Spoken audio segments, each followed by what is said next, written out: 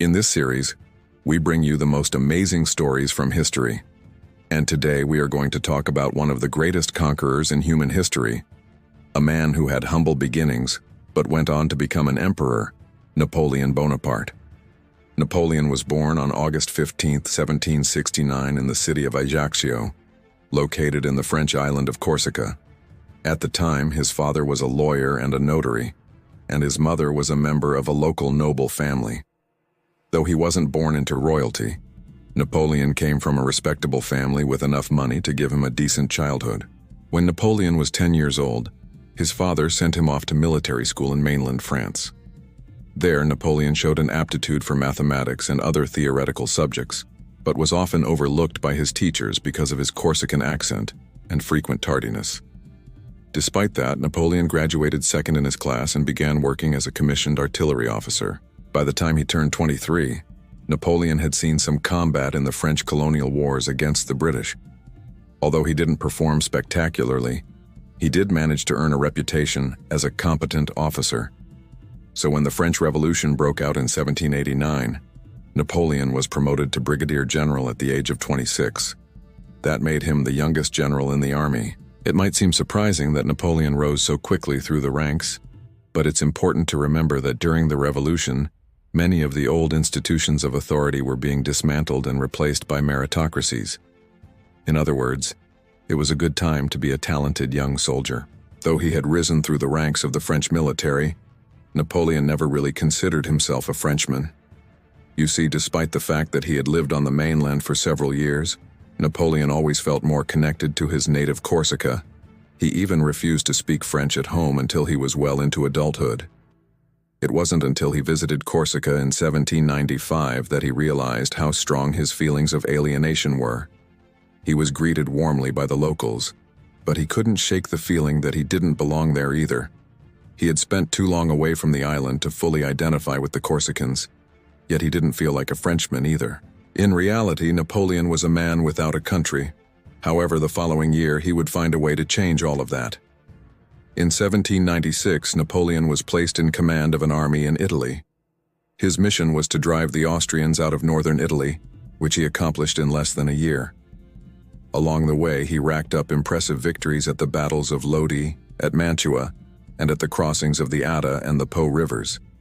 His enemies simply couldn't keep up with his fast-paced style of attacking. Napoleon was essentially doing something that had never been done before. He was using speed instead of brute force to overwhelm his opponents. This was a revolutionary new approach to warfare. Following his successes in Italy, Napoleon was appointed first consul, making him the second most powerful man in France, just behind the figurehead president, a man named Paul Barras. As first consul, Napoleon had complete control over the government while Barras kept the title of president.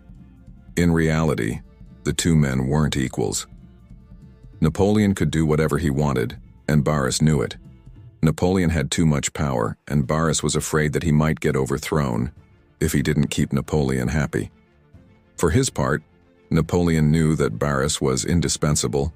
While he wanted to be the most powerful man in France, he didn't want to be hated. By keeping Barras around, Napoleon was able to maintain the illusion that he was still a servant of the revolution. It wasn't long before Napoleon began using his position to go after his enemies. In 1797, he created a new institution known as the Consulate of State, which gave him the power to appoint and remove members of the Directory. Then he used that power to install 3 of his allies in the highest positions of government, effectively giving them complete control. Finally, Napoleon got rid of the president, taking the title for himself. He was now the first consul for life. Many people were furious, but they didn't dare defy him. They knew that Napoleon was more popular than ever, and that any opposition would only make him more powerful. Throughout the late 1790s, Napoleon was adored by the French people. They loved watching him ride around Paris on horseback, inspecting troops and generally showing off his charm. But Napoleon's biggest supporters were the middle-class merchants and industrialists who profited greatly from his domestic policies. Under Napoleon, France became a modern capitalist state with a stable legal system, reliable financial markets, and a standardized set of weights and measures.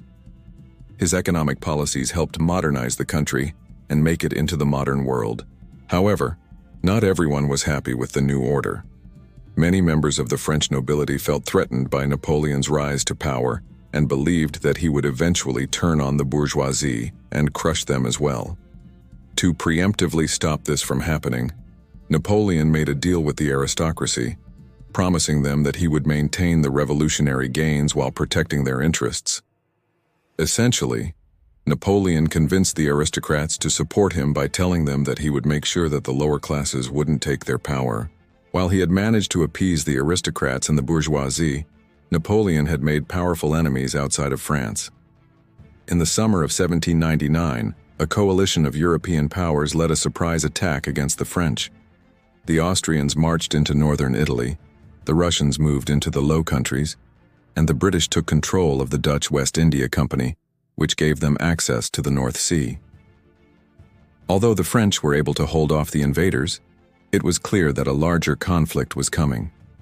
That's why in November of 1799, Napoleon staged a coup d'état and made himself the first emperor of France. Now you might be wondering why he called himself emperor instead of, say, king. Well, that was no accident. Calling himself emperor instead of king was a deliberate choice to signal that he wasn't just another puppet of the aristocracy. Instead, he was a new kind of leader, one who was chosen by the people. After seizing power, Napoleon wasted no time in getting France ready for war. He introduced sweeping changes into the military, creating a meritocracy based on talent and competence rather than social class. But he also enacted domestic policies aimed at winning the support of the French people. For example, he established a new legal code which guaranteed equality before the law, abolished feudalism and serfdom, and gave the right to vote to all adult males. He also introduced a series of reforms to improve the lives of ordinary citizens, such as establishing free public education and building new roads, canals, and bridges. These reforms were popular with the vast majority of French citizens, but they were especially popular with the educated elite. And it was this group that proved to be instrumental in securing Napoleon's victory in the French Revolution. Educated elites were the ones who spread the word about Napoleon's accomplishments and convinced the rest of the population that he was the right man for the job. They also helped Napoleon gain the support of the Catholic Church, which was a major obstacle for the revolutionaries. In 1801, Napoleon signed the Concordat of 1801 with Pope Pius VII, which granted Catholics the right to worship freely and ended the civil war between the Church and the Revolution. With the support of the elites and the Church secured, Napoleon was able to focus on his external enemies. In 1803, he went to war against the Third Coalition, which consisted of Britain, Austria, Russia, and Sweden. Napoleon's brilliant battlefield tactics and administrative skills allowed him to defeat the coalition easily, proving that France was a great power in Europe once again. Over the next few years, Napoleon continued to conquer territory, defeating the Fourth Coalition in 1806 and the Fifth Coalition in 1809. At the height of his power, his empire stretched from the North Sea to the Gulf of Mexico. It was the largest contiguous land empire in European history. However, Napoleon's luck would soon run out. In 1812, he invaded Russia, hoping to destroy the Tsarist regime and force Russia to join his alliance against Britain. But the Russian campaign was a disaster. Napoleon's troops were defeated by the Russian army at the Battle of Borodino, and then they were forced to retreat back to France through the harsh Russian winter. The invasion of Russia devastated Napoleon's army, and the European powers used this opportunity to defeat him. In 1814, the Sixth Coalition forced Napoleon to abdicate the throne, and he was exiled to the island of Elba. 6 months later, however, he escaped and returned to France to take command of the army one last time.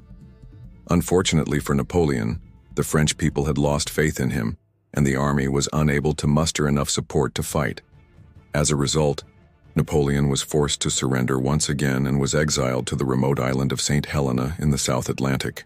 There, Napoleon spent his final years writing his memoirs and reflecting on his life. He died on May 5, 1821, at the age of 51. Now, we ask you, what do you think Napoleon's greatest accomplishment was? Let us know in the comments, and don't forget to subscribe if you haven't already. See you next time.